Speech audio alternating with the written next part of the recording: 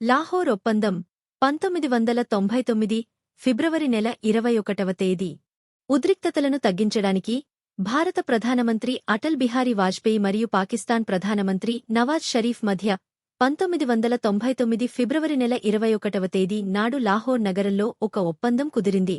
ఈ ఒప్పందం ప్రకారం కాశ్మీర్ సమస్యను శాంతియుతంగా పరిష్కరించడానికి రెండు దేశాలు అంగీకరించాయి.